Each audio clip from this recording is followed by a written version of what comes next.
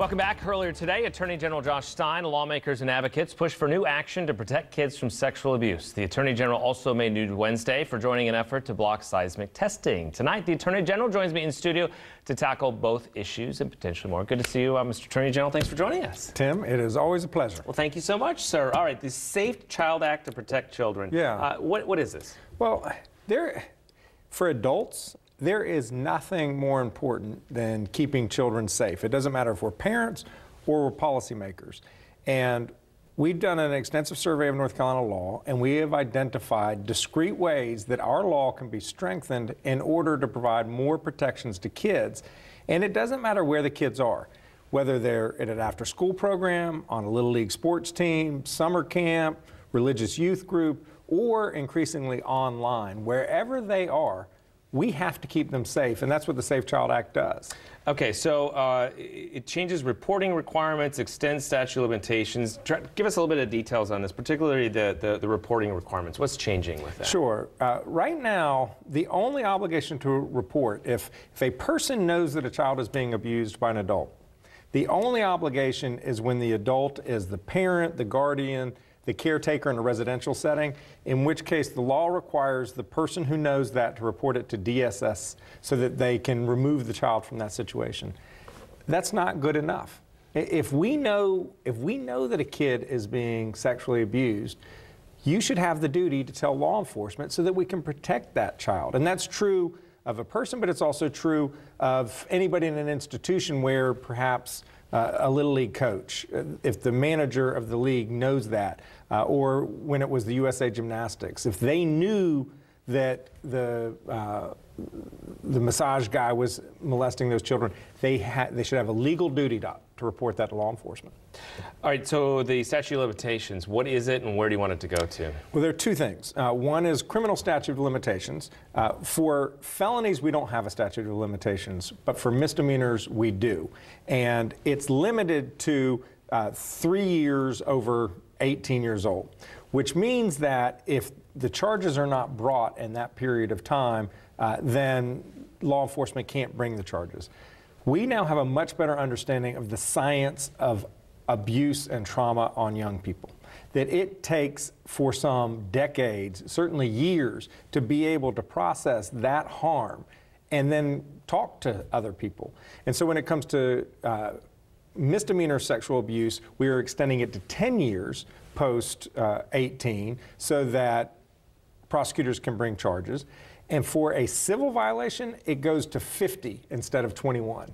Right now, if you don't bring an action by the time you're 21, your civil claims are gone. And that's just unrealistic. So we wanted to go to 50 years old. I'm always fascinated when we cover these kind of stories and these kind of issues that they seem like, okay, no-brainers. So why does it sometimes take a while to put things like this in place? Or is it because things change, like online and whatnot? I think it's things change. People now have a better understanding of the psychology of abuse.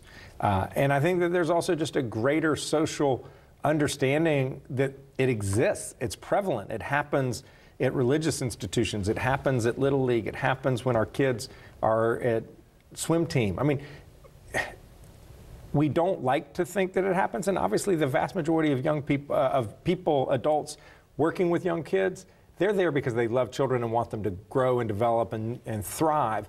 But there are always going to be a few bad actors, and we have a legal duty to children to do everything in our power to protect them from those bad actors.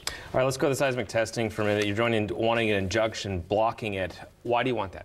Because North Carolina has some of the most beautiful coast in the entire world. Outer Banks, the Crystal Coast, the Brunswick beaches, they're pristine. And not only they're beautiful, but they are a source of incredible economic activity in eastern North Carolina, whether it's commercial fishing, recreational fishing, all of the tourism from people who like to go in the summers, myself and yourself. I've seen you on Twitter. Yep. You love the beach too. We all do. The idea of having a Deepwater Horizon-like spill wash onto the shore of the Outer Banks would be just devastating to our economy and tens of thousands of jobs that depend on it.